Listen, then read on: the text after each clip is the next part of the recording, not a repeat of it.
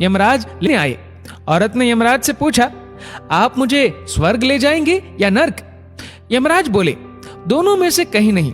तुमने इस जन्म में बहुत ही अच्छे कर्म किए हैं, इसलिए मैं तुम्हें सीधे प्रभु के धाम ले जा रहा हूं। बुजुर्ग औरत खुश हो गई, बोली, धन्यवाद, पर मेरी आपसे एक विनती है। मैंने यहाँ धरती पर सबसे स्वर्ग नर्क के बारे में बहुत सुना है।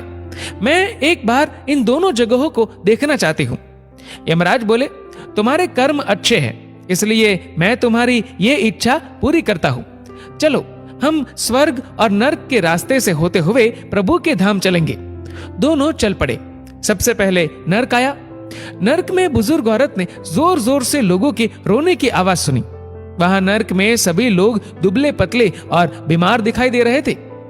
औरत ने एक आदमी से पूछा, यहाँ आप सब लोगों की ऐसी हालत क्यों है?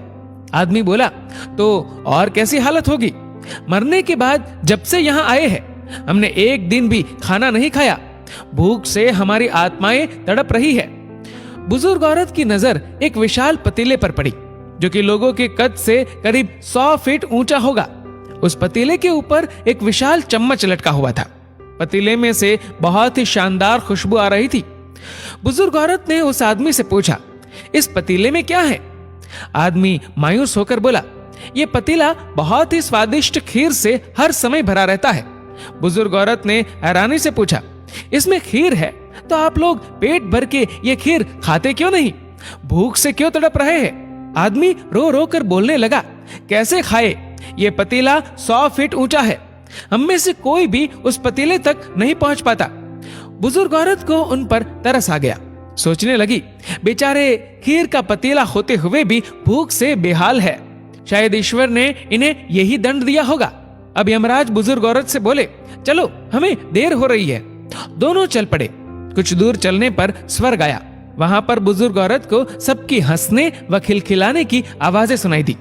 सब लोग बहुत खुश दिखाई दे रहे थे। उनको खुश देखकर बुजुर्ग औरत भी बहुत खुश हो गई। पर वहां स्वर्ग में भी बुजुर्ग औरत की नजर वैसे ही 100 फीट ऊंचे पतीले पर पड़ी जैसा नर्क में था। उसके ऊपर भी वैसा ही चम्मच लटका हुआ था। बुजुर्ग औरत ने वहां लोगों से पूछा, इस पतीले में क्या है? स्वर्ग के लोग बोले कि इसमें बहुत टेस्टी खीर है। बुजुर्ग औरत हैरान हो गई। उनसे बोली, पर यह पतीला तो 100 फीट ऊंचा है। आप लोग तो इस तक पहुंच ही नहीं पाते होंगे। उस हिसाब से तो आप लोगों को खाना मिलता ही नहीं होगा। आप लोग भूख से बेहाल होंगे। पर मुझे तो आप सभी इतने खुश लग रहे हो, ऐसे कैसे? उनमें से एक व्यक्ति बोला, हम सब लोग तो इस पतीले में से पेट भर के खीर खाते हैं। औरत बोली, पर कैसे? पतीला तो बहुत ऊंचा है। व्यक्ति फिर बोला, तो क्या हो गया? पतीला ऊंचा है तो यहाँ पर कितने सारे पेड़ हैं। हमने इन पेड़ों की लकड़ी ली, उसको काटा और एक विशाल सीढ़ी का निर्माण किया। उस लकड़ी की सीढ़ी के सहारे हम पतीले तक पहुंचते हैं और सब मिलकर खीर का आनंद लेते हैं। बुजुर्ग औरत यमराज की तरफ देखने लगी।